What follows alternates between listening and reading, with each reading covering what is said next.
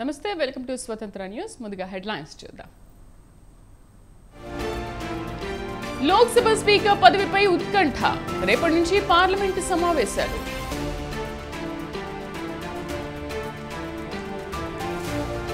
Fighter కావాలా street fighter కావాలా రాజా సింగ్ పై ఈటెల ఘాటు వ్యాఖ్యలు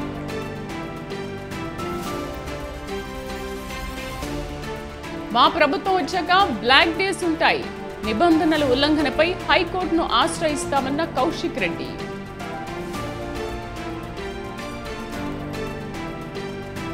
రాష్ట్ర వ్యాప్తంగా బీజేపీ కార్యాలయాల ముట్టడి ఎక్కడికక్కడ కాంగ్రెస్ నేతల అరెస్టులు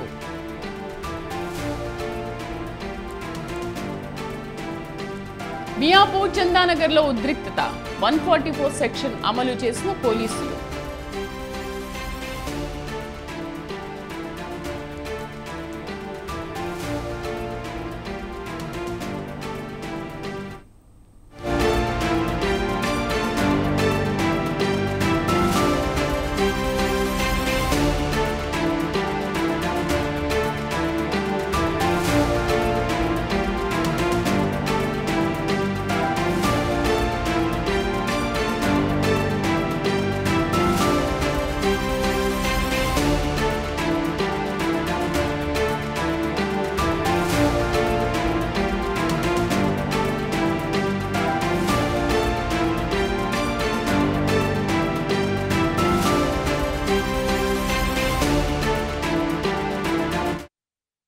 ఎన్నికల్లో వైసీపీ ఘోర ఓటమిపై గురజాల మాజీ ఎమ్మెల్యే కాసు మహేష్ రెడ్డి నిర్వేదం వ్యక్తం చేశారు.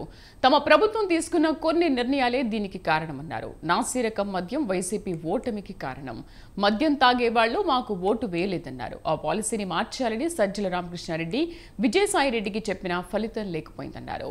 ఇసుక విధానం వల్ల పేద వర్గాలు తీవ్రంగా నష్టపోయారని, పార్టీలోని కొంతమంది నేతల నోటి దురుసు కూడా ఓటమికి కారణమైందని ఆవేదన వ్యక్తం చేశారు. ఎవరిని అవమానాలకు గురి చేసిన వారిలో కసి పెరిగి విజయం సాధిస్తారని చరిత్ర చెబుతోందన్నారు. తమ ప్రభుత్వంలో జరిగిన తప్పులను సమీక్షించుకుంటామన్నారు.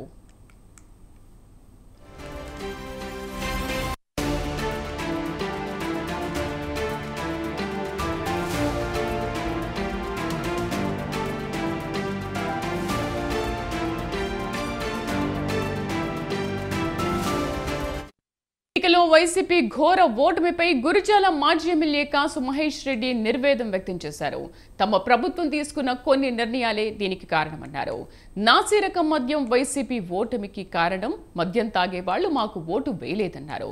ఆ పాలసీని మార్చాలని సజ్జల రామకృష్ణారెడ్డి విజయసాయిరెడ్డికి చెప్పినా ఫలితం లేకపోయిందన్నారు. ఇసుక విధానం వల్ల పేద వర్గాలు తీవ్రంగా నష్టపోయారని, పార్టీలోని కొంతమంది నేతల నోటి దురుసు కూడా ఓటమికి కారణమైందని ఆవేదన వ్యక్తం చేశారు. ఎవరిని అవమానాలకు గురి చేసిన వారిలో కసి పెరిగి విజయం సాధిస్తారని చరిత్ర చెబుతోందన్నారు. తమ ప్రభుత్వంలో జరిగిన తప్పులను సమీక్షించుకుంటామన్నారు.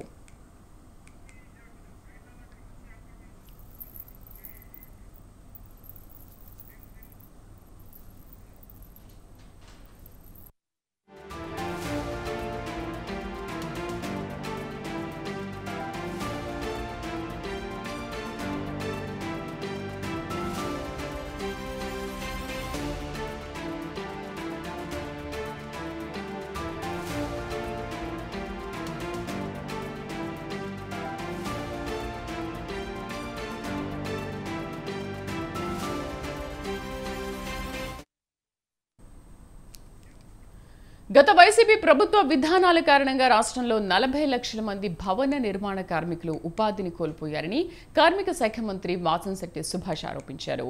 ఇసుక అందుబాటులో లేకపోవడమే దీనికి కారణమన్నారు. ఇసుక అందుబాటులోకి తెచ్చి కార్మికులకు జీవనోపాధిని కల్పించేందుకు తమ ప్రభుత్వం కృషి చేస్తోందని చెప్పారు. చంద్రన్న బీమా సాయాన్ని 10 లక్షలకు పెంచినట్లు మంత్రి వెల్లడించారు.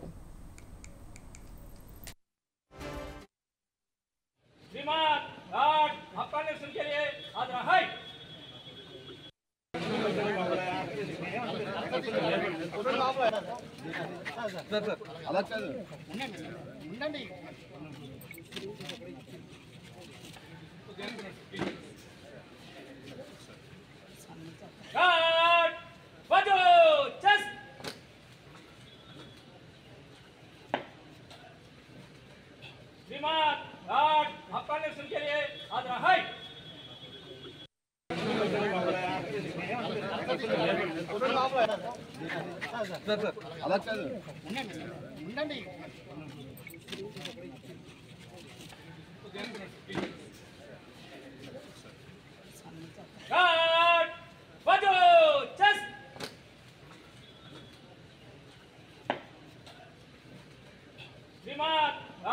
आपका इलेक्शन के लिए आज रहा है।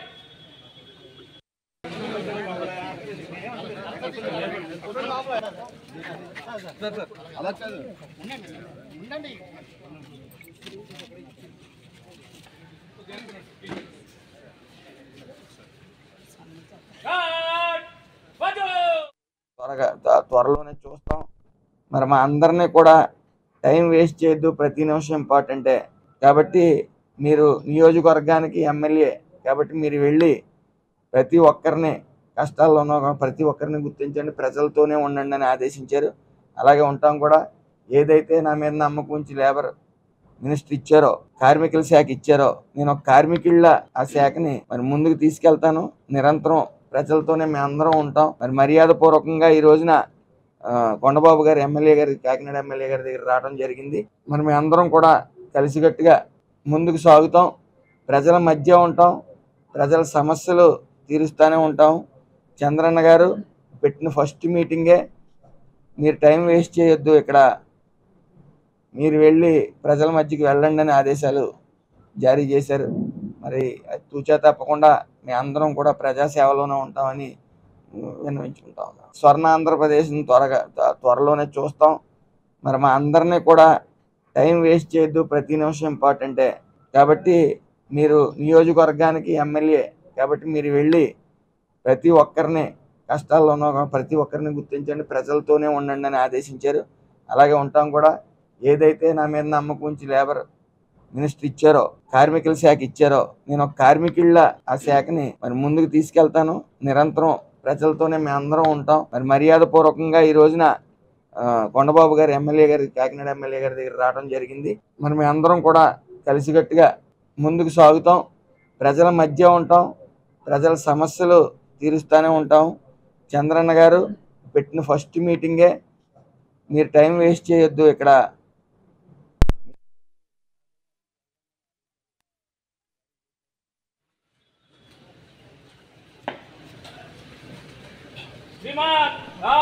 आपका इलेक्शन के लिए आज रहा है।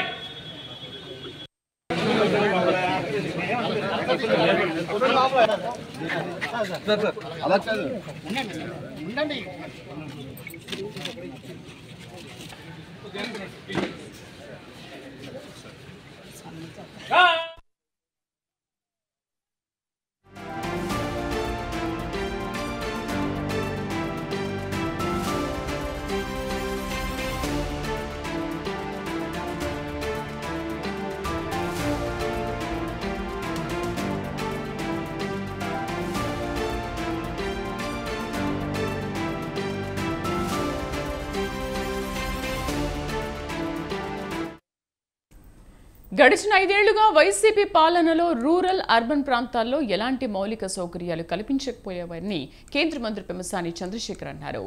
గుంటూరు జిల్లా కలెక్టర్ కార్యాలయంలో మున్సిపల్ అధికారులతో సమీక్షా సమావేశం నిర్వహించిన ఆయన గుంటూరు నగరంలో తాగునీటి సరఫరా అండర్ డ్రైనేజీ పనులకు కేటాయించిన సొమ్మును గత ప్రభుత్వం పక్కదారి పట్టించిందన్నారు. నిధులు లేకపోవడం వల్లే గుంటూరు పట్టణంలో త్రాగునీరు కొరత, అండర్ డ్రైనేజీ పనులు ఎక్కడికక్కడే నిలిచిపోవడం జరిగాయని ఆయన వ్యాఖ్యానించారు.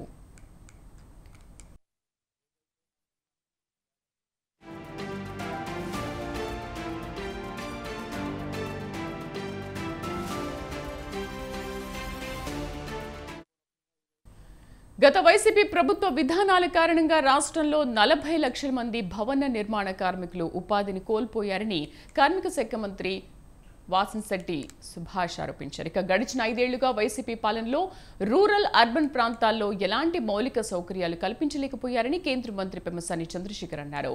గుంటూరు జిల్లా కలెక్టర్ కార్యాలయంలో మున్సిపల్ అధికారులతో సమీక్షా సమావేశం నిర్వహించిన ఆయన గుంటూరు నగరంలో త్రాగునీటి సరఫరా అండర్ డ్రైనేజీ పనులకు కేటాయించిన సొమ్మును గత ప్రభుత్వం పక్కదారి పట్టించిందన్నారు. నిధులు లేకపోవడం వల్లే గుంటూరు పట్టణంలో తాగునీటి కొరత, అండర్ డ్రైనేజీ పనులు ఎక్కడికక్కడే నిలిచిపోవడం జరిగాయని ఆయన వ్యాఖ్యానించారు.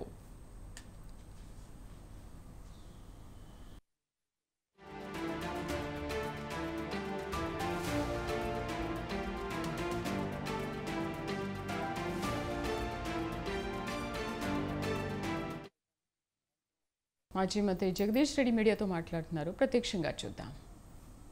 సృష్టించడానికి ప్రయత్నం చేసినరో వాళ్ళ స్వయం జనిత ఆలోచనలు, వాళ్ళ ఊహల నుంచి ఆలోచనలు చేసి గత ప్రభుత్వం పైన బురద జల్లే ప్రయత్నం చేసినరో వాళ్ళందరి వాంగ్మూలాల్లో ఉన్న తప్పులేందో కూడా స్పష్టంగా కమిషన్కు వివరించడానికి నేను ఈ అవకాశాన్ని వినియోగించుకుంటా. వారిచ్చిన ఉత్తరం అందిన వారం రోజుల లోపల తెలియజేయమని చెప్పిండ్రు. వారిచ్చిన ఉత్తరం నిన్న ఉదయం 11 గంటలకు నాకు సూర్యాపేట క్యాంప్ ఆఫీసులో వస్తే సాయంత్రం నాకు చేరింది. ఈ వారం రోజుల్లోనే నేను తప్పకుండా అవకాశాన్ని తీసుకొని వీరు ఎవరెవరు ఏం చెప్పిండ్రు, ఇందులో వారి అనుమానాలలో ఎటువంటి నిజం లేదు, కేవలం ఇవి రాజకీయ వ్యక్తిగత కారణాలతోని, ఈర్ష్యలతోని, ద్వేషాలతోని చేసిన ఆరోపణలు తప్ప నిజం కావు అనేది ప్రతి అక్షరం కూడా నిరూపిస్తాం. అదే సందర్భంలో నేను ఇంకొక విషయాన్ని కూడా కమిషన్ విజ్ఞప్తి చేస్తా. దీంట్లో అందరిని విచారిస్తేనే సమగ్రమైన సమాచారం వస్తుంది మీకు. మీరు ఏ ఛత్తీస్గఢ్తోని విద్యుత్ ఒప్పందం చేసుకోవడం వల్ల నష్టం జరిగిందని చెప్పి మీకు ఎవరైతే సమాచారం ఇచ్చిండ్రో, ఎవరి సమాచారం ఆధారంగా మీరు ఇప్పటికే ఓ నిర్ణయానికి వచ్చినట్టుగా ప్రకటించిండ్రో, దాంట్లో ఇంకా అందరిది పూర్తి కాలే. ఆ రోజు ముఖ్యమంత్రిగా, తెలంగాణ ముఖ్యమంత్రిగా కేసీఆర్ గారు తీసుకున్న నిర్ణయం అని, దాన్ని ఆ రాష్ట్ర ప్రభుత్వంతో ఎంఓయూ చేసుకునేటప్పుడు ఆ ఛత్తీస్గఢ్ రాష్ట్ర ముఖ్యమంత్రి రమణ్ సింగ్ గారితో చేసుకున్నారు. కాబట్టి ఇద్దరు భాగస్వాములు కాబట్టి ఏ పద్ధతుల్లో అయితే కేసీఆర్ గారిని పిలిచారో అదే పద్ధతుల్లో రమణ్ సింగ్ గారిని కూడా పిలవాల్సిన అవసరం ఉంది. దీనికి వారి నుంచి కూడా మీరు సమాచారం తీసుకోవాల్సిన అవసరం ఉంది. అదేవిధంగా వాళ్ళ రాష్ట్ర ప్రభుత్వ అధికారులు, దాంట్లో భాగస్వాములైన వాళ్ళు, వాళ్ళ జెన్కో కావచ్చు, వాళ్ళ ట్రాన్స్కో కావచ్చు, వాళ్ళ డిస్ట్రిబ్యూషన్ కంపెనీలు కావచ్చు, అదేవిధంగా జనరేటర్ కావచ్చు, విద్యుత్తును మనకిచ్చిన జనరేటర్ కావచ్చు, వీరందరి నుంచి కూడా మీరు సమాచారం తీసుకోవాల్సిన బాధ్యత మీ పైన ఉంది అనే విషయాన్ని కూడా నేను వారికి తెలియజేయదలుచుకున్నా. అందరిని విచారించకపోతే సమగ్రమైన విచారణ కాదు. ఏదైనా లోపం జరిగింది, ఇబ్బంది జరిగింది, పొరపాటు జరిగింది, నష్టం జరిగింది అనుకున్నప్పుడు, అది ఇద్దరు వ్యక్తులతో జరిగింది అనుకున్నప్పుడు ఆ ఇద్దరిని కూడా విచారించాల్సిన బాధ్యత కమిషన్గా మీ పైన ఉందనే విషయాన్ని కూడా నేను నరసింహారెడ్డి గారికి గుర్తు చేయదలుచుకున్నా. జస్టిస్ నరసింహారెడ్డి గారికి గుర్తు చేస్తా. అందులో బిహెచ్ఎల్ అధికారులు కావచ్చు, ఇంకా ఇతర సంస్థల అధికారులు కూడా కావచ్చు. తప్పకుండా చేయాల్సిన అవసరం ఉంది. ఏ విధంగానైతే మీరు ఈఆర్సీ నిర్ణయం పైన కూడా మీరు విచారణ చేస్తున్నారో, మరి దీంట్లో వాస్తవానికి ఎన్జీటీ కూడా స్టేలు ఇచ్చింది. మరి ఎన్జీటీని కూడా విచారించే పరిధి ఉందా మీకు? ఎన్జీటీని కూడా ఏమైనా పిలుస్తారా? వారికి కూడా నోటీసులు ఇస్తారా? అది కూడా ఒకసారి ఆలోచించుకోండి. ఇంతేకాదు, ఇప్పుడు ఇవాళ ఏ సబ్ క్రిటికల్, సూపర్ క్రిటికల్ అని చెప్పి ప్రజలకు తెలియని గందరగోళం సృష్టించాలని ప్రయత్నం చేస్తున్నారో కొంతమంది మీ ముందు. వీటికి అనుమతులు ఇచ్చిన కేంద్ర ప్రభుత్వ సంస్థలు, ప్రభుత్వ రంగ శాఖలు ఎవరెవరు ఉన్నారో, ఇలా అనుమతులు ఇచ్చిన వాళ్ళు, మరి వాళ్ళందరూ కూడా పిలవాల్సిన బాధ్యత మీ పైన ఉంది. అది అధికారుల స్థాయిలోనే జరిగిందా? అనుమతులు ఇవ్వడం అనేది మంత్రులు కూడా ఇచ్చినారా దీనికి? ఎందుకంటే పర్యావరణ అనుమతి కావచ్చు, ఇతర రకాల అనుమతులు అన్నీ అవసరం ఉన్నాయి. దీనికి అవసరం ఇచ్చిండ్రు వాళ్ళందరూ కూడా. భద్రాద్రికి ఇచ్చిండ్రు, యాదాద్రికి ఇచ్చిండ్రు. మరి వారందరూ కూడా విచారించాల్సిన బాధ్యత మీ పైన ఉంది. మరి వీరందరికీ ఎవరికి కూడా మీరు నోటీసులు ఇచ్చినట్టు కానీ, వారిని రమ్మని ఆహ్వానించినట్టు కానీ ఎక్కడ కూడా కనపడడం లేదు. ఇవేవి చేయకపోతే సమగ్రమైన విచారణ కాదు. మీరేదో హడావుడిగా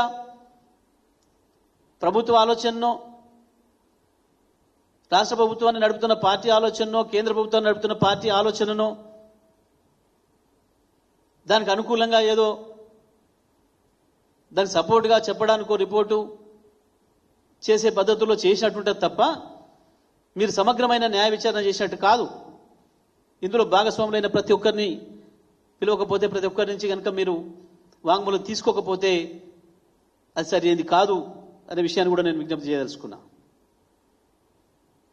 ఇదే సందర్భంలో మీరు విచారణ జరుపుతున్న సమయంలో 11వ తారీఖు నాడు మీరు ఏదైతే మీడియాను ఉద్దేశించి మాట్లాడిన అంశం పైన మీరు ఏదైతే ఛత్తీస్గఢ్తో నష్టం జరిగింది అని నేను భావిస్తున్నా, ఇక లెక్కలు కట్టుడే తక్కువ ఉంది, అంచనా వేసుడే తక్కువ ఉందని మీరు ఏదైతే చెప్పినరో దానికి అనుకూలంగా 2-3 రోజుల్లోనే కొన్ని పత్రికల్లో ప్రధాన వార్తగా, ప్రధాన శీర్షికగా 6,000 కోట్ల నష్టం జరిగింది అని చెప్పి కూడా వార్తలు వచ్చినాయి. వార్తలు ప్రచురితమైనాయి, ప్రజలకు వెళ్ళిపోయినాయి. నేను ఈ విషయంలో కూడా వారికి విజ్ఞప్తి చేయదలుచుకున్నా. వీరందరూ కూడా నోటీసులు ఇచ్చి పిలవాలి. మీకు ఈ సమాచారం ఇచ్చింది ఎవరు?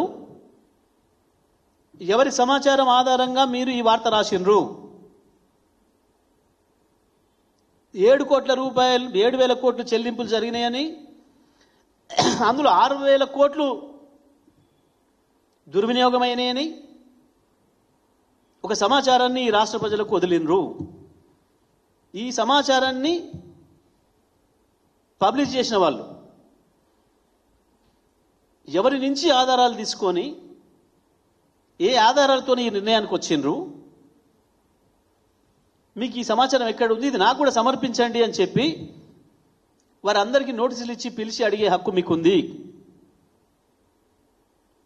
మీరు దాన్ని చేసి తీరాలి అని చెప్పి కూడా నేను వారికి విజ్ఞప్తి చేయదలుచుకున్నా. కేవలం కమిషన్లను ఏర్పాటు చేసి రిపోర్టులు ఏమైనా ఉండని గాక ఈ లోపల మేం అవతల పార్టీకి చేయాల్సినంత నష్టం చేసి తీరుతాం, వాళ్ళకి నిండా బురద పూస్తాం, వాళ్ళ ముఖాలకు మసి పూస్తాం అన్న పద్ధతుల్లో ప్రభుత్వం ఏదైతే ప్రయత్నం చేస్తుందో, మీరు కనుక వీళ్ళందరినీ పిలిచి విచారించకపోతే దానికి మీరు మద్దతు ఇచ్చినట్టు అవుతుంది అనే విషయాన్ని కూడా నేను వారికి చెప్పదలుచుకున్నా. ఈ విషయాలన్నింటినీ కూడా నేను కమిషన్కు తెలియజేయదలుచుకున్నా. నాకు ఇచ్చిన అవకాశాన్ని వినియోగించుకొని వీటన్నిటిపైన కూడా వారు విచారణ జరుపుతారని చెప్పి నేను ఆశిస్తున్నా. లేదు అని అంటే తప్పకుండా కేసీఆర్ గారు కోరినట్టు మీరు గౌరవంగా విచారించి తప్పుకోవడం మంచిదనే సలహా కూడా వారికి ఇవ్వదలుచుకున్నా.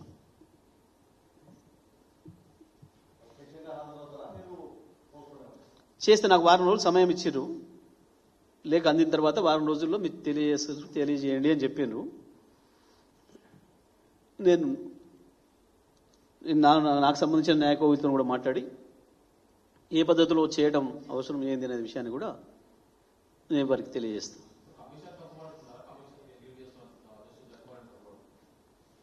మేము విచారణను ఎప్పుడు తప్పుపట్టలే, విచారణను మేమే కోరినాం, అందులో సందేహం లేదు. అసెంబ్లీ సాక్షిగా నేనే కోరిన, అందులో సందేహం కూడా లేదు. వాస్తవానికి నేను కోరింది వేరే అయినా ప్రభుత్వం అడ్వాంటేజ్ తీసుకుని ఈ రకంగా కమిషన్ వేసింది, మాకేం అభ్యంతరం మేము చెప్పలే.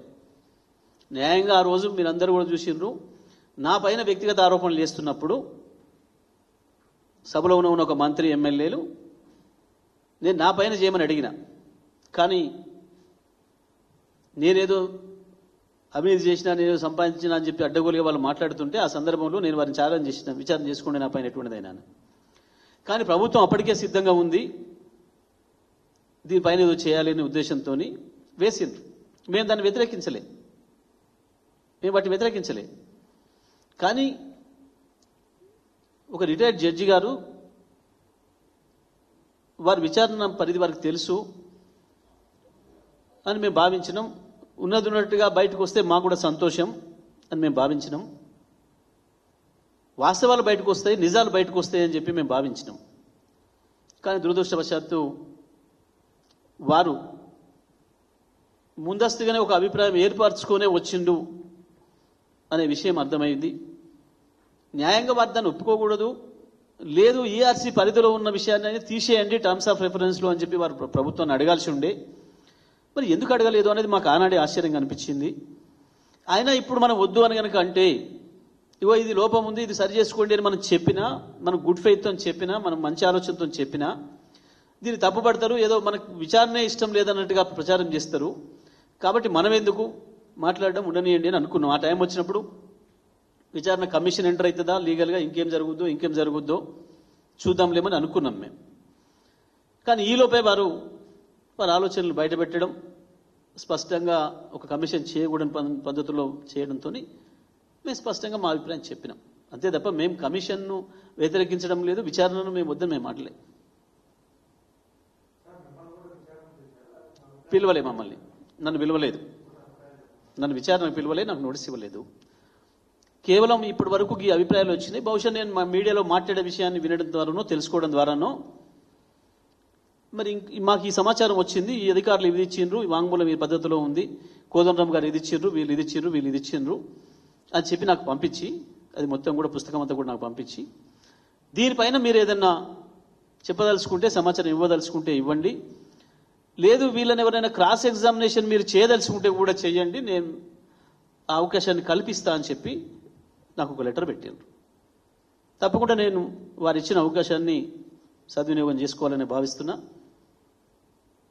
చేస్తాను. ఇదే సందర్భంలో నేను ఇప్పుడు చెప్పిన వాళ్ళందరూ కూడా దీంట్లో భాగస్వాములైన వాళ్ళు, ఎందుకంటే విచారణ అధికారిగా వారికి కూడా తెలుసు జరిగిన దాంట్లో భాగస్వాములుగా ఉన్న వాళ్ళు ప్రతి ఒక్కరిని కూడా విచారించాలి, అది కనీస బాధ్యత వాళ్ళది. మరి ఇందులో చాలా మందిని వారు ఇగ్నోర్ చేస్తున్నారు. కాబట్టి నేను వారికి మరొకసారి గుర్తు చేయదలుచుకున్నా, దీంట్లో ఇంతమంది ఉన్నారు ఇంకా భాగస్వాములైన వాళ్ళందరూ కూడా. ఇది ఒక కేసీఆర్కో ఇంకొక మధ్యన రహస్యంగా జరిగింది కాదు, బహిరంగంగా ఇన్ని ప్రభుత్వ శాఖలు ప్రభుత్వం నుంచి ప్రభుత్వానికి జరిగినాయి. కాబట్టి వీళ్ళందరినీ కూడా విచారిస్తేనే సమగ్రమైన సమాచారం మీకు దొరుకుతుంది. ఎందుకంటే మీరు ఒక నిర్ణయానికి వచ్చే ముందు అందరి మాటలు విన్నప్పుడే, అందరి అభిప్రాయాలు తీసుకున్నప్పుడే సమగ్రంగా ఉంటుంది. లేదు మీరు సగమిని చేస్తే దాని సమగ్రమైన విచారణ అనరు. కాబట్టి నేను వారికి ఆ విషయాన్ని కూడా గుర్తు చేయదలుచుకున్నా. Right, thank you.